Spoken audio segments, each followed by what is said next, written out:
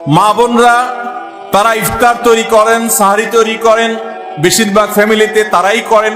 অতএব তারা এই কাজগুলোর ফাঁকে ফাঁকে ইবাদত বন্দেগী করবেন এবং সেই সাথে রোজাদারের খেদমতের নিয়তে তারা যদি করেন যে রোজাদারকে ইফতার করালে ইফতার করানোর সওয়াব পাওয়া যায়, আমি তাদের ইফতারের ব্যবস্থা করছি, আয়োজন করছি, অতএব আল্লাহ আমাকে যেন আজর দান করেন, সওয়াব দান করেন। রোজাদারের খেদমতের নিয়ত যখন করবেন তারা আল্লাহর কাছে এটার জন্য এক্সট্রা বেনিফিট এবং সওয়াব লাভ করবেন। সেই সাথে তাদের বাসার পুরুষদেরকে মসজিদে পাঠায় দিবেন জামাতের সাথে নামাজ পড়ার জন্য, উদ্বুদ্ধ করবেন।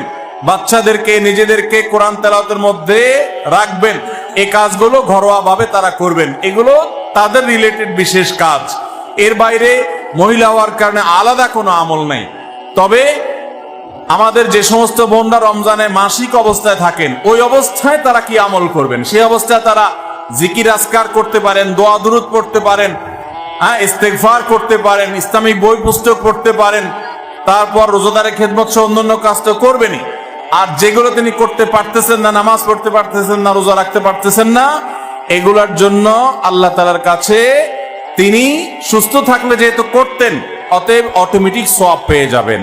মহিলাদের কাজা রোজার আগে শাওয়ালের 6 রোজা রাখা যাবে কিনা? মহিলারা তাদের মাসিকের কারণে যে ভাঙতি রোজা হয়, শাওয়াল মাসে তারা কি সে ভাঙতি রোজাগুলো, কাজা রোজাগুলো আগে রাখবেন নাকি শাওয়ালের 6 রোজা আগে রাখবেন? এটা একটা কমন প্রশ্ন। এই প্রশ্নের উত্তরে আমরা বলতে চাই, অনেক উলামায়ে কেরাম বলেছেন যে যেহেতু নবী করিম সাল্লাল্লাহু আলাইহি সাল্লাম শাওয়ালের 6 রোজার ফজিলত পাওয়ার জন্য রমজানের রোজা রাখাটাকে শর্ত দিয়েছেন এবং বলেছেন মান সামা রমাদান সুম্মা আতবাআহু সিত্তাম মিন শাওয়াল, যে ব্যক্তি রমজানের রোজা রাখলো এরপরে শাওয়ালে 6টা রোজা রাখলো, কানা কাসিয়ামিদ দাহার, সে সারা বছর রোজা রাখার সওয়াব পাবে। কিভাবে এই রোজা রাখার সওয়াব হয়? অনেক উলামায়ে কেরাম, অনেক বিশ্লেষকরা বলেছেন আল্লাহ তাআলা প্রতিটা আমলের বিনিময়ে কমপক্ষে 10 গুণ বাড়ান, কোন কোন ক্ষেত্রে আরো অনেক গুণ বাড়ান, দানের ক্ষেত্রে আরো কয়েকশো গুণ পর্যন্ত আল্লাহ বাড়ায় দেন। 10 গুণ করে যে বাড়াবেন, এই জন্য রমজানের 30 দিনে 30টা রোজা আর শাওয়ালের 6টা রোজা, মোট 36কে 10 গুণ দিলে 360, সারা বছর রোজা রাখার সওয়াব হয়। তো এই জন্য শাওয়ালের 6 রোজা রাখতে হবে। এখন কথা হলো, নবী সাল্লাল্লাহু আলাইহি সাল্লাম কিন্তু বলেছেন যে রমজান রোজা রাখলো এরপরে শাওয়ালের 6 রোজা রাখলো, তার জন্য সারা বছরের সওয়াব। তাহলে এখানে রমজান রোজা রাখার পরে 6 রোজা রাখার কথা বলা হয়েছে। এই জন্য অনেক উলামায়ে কেরাম বলেছেন মহিলারা তাদের ভাঙতি রোজাগুলো আগে রাখবে, তাহলে রমজান রোজা রাখা হয়ে গেল, এরপরে শাওয়ালের 6 রোজা রাখবে। এটা একটা মত। তবে আরেকটা মত হলো শাওয়ালের 6 রোজা যে ভাঙতি পড়েছে এর মানে এই না যে তিনি রমজান রোজা রাখেন না, তিনি রমজান রোজা রাখছেন।